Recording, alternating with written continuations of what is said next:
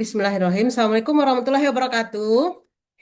Ya, Salam senang warahmatullahi sekali ya wabarakatuh. bisa bertemu lagi dengan teman-teman pendamping PKH. Nah, hari ini kita akan ngobrol tentang modul kelima. Admin boleh dikasih hostnya ke saya biar bisa saya share screen ya.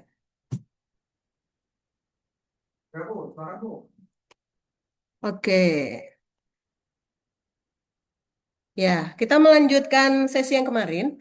Hari ini kita akan membahas tentang modul kelima, yakni pemberdayaan KPM PKH. Nah, sebelum panjang lebar ya kita membahas sesi ini, kita ini dulu, kumpulin dulu nyawa kita ya. Kita tepuk P2K2 dulu. Nah, ini udah teman-teman udah cantik, udah ganteng ya. Boleh dipandu tepuk P2K2, udah sangat familiar dengan kita. Mas Adi ya, udah siap sepertinya nih. Silakan Mas Adi. Bu, Tepuk P2K Tepuk dua. P2K2. oh, tepuk P2K2. Aduh, ini kameranya ini susah nih. Ya, silakan.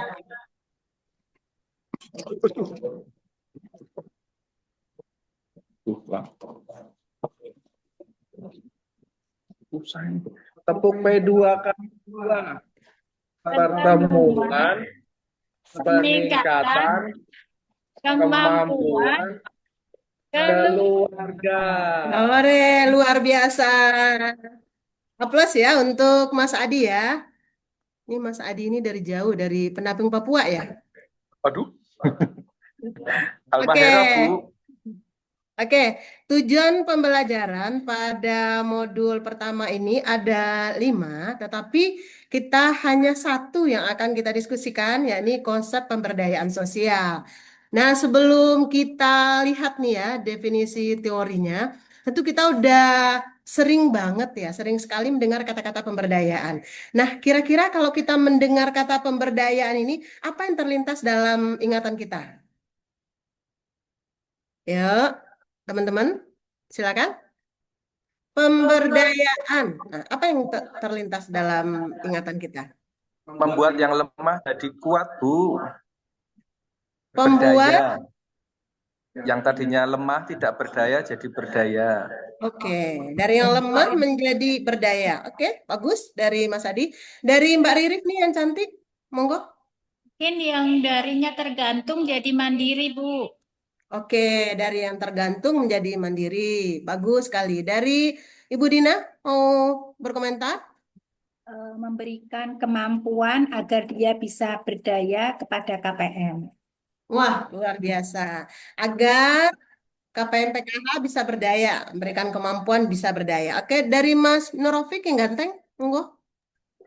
Memberikan kekuatan agar tidak tergantung orang lain, Bu. Oke, memberikan kekuatan agar tidak tergantung pada orang lain.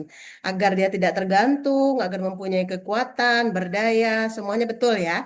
Nah, sekarang kita coba nih ya, melihat secara teori sebetulnya apa sih yang dimaksud dengan pemberdayaan itu sendiri. Ada terlihat?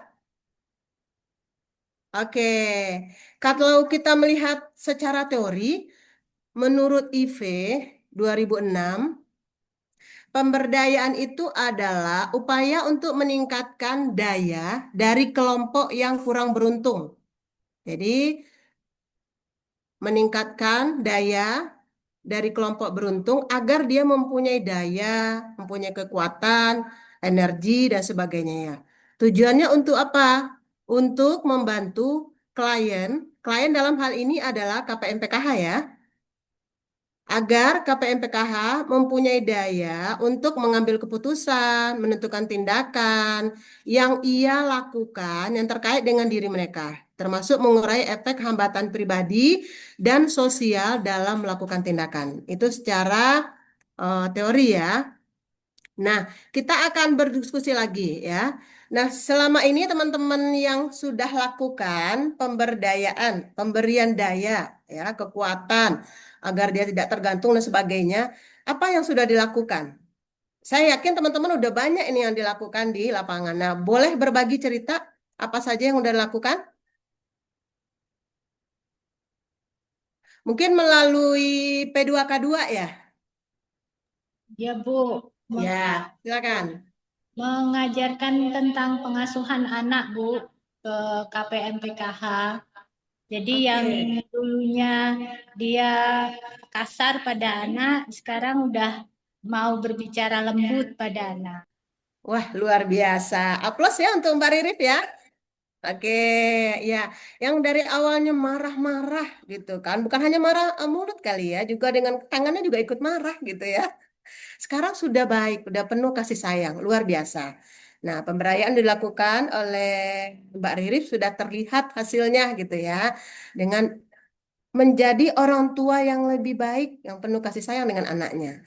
Yang lain mungkin dengan pemberdayaan ekonomi dan sebagainya, boleh mencontohkan? Itu ibu-ibu yang tadinya selalu kesulitan mengatur keuangan, sekarang jadi lebih paham bagaimana mengatur keuangan dengan sistem eh, pembukuan uang harian maupun dengan menyimpan sesuai amplop-amplop, Bu. Oke, yang awalnya nggak tahu nih, udah uangnya sedikit gitu ya, tetapi penggunaannya juga bingung. Mana yang kebutuhan atau mana yang keinginan. Kadang-kadang ini, maaf lagi ini ya, batuk ini.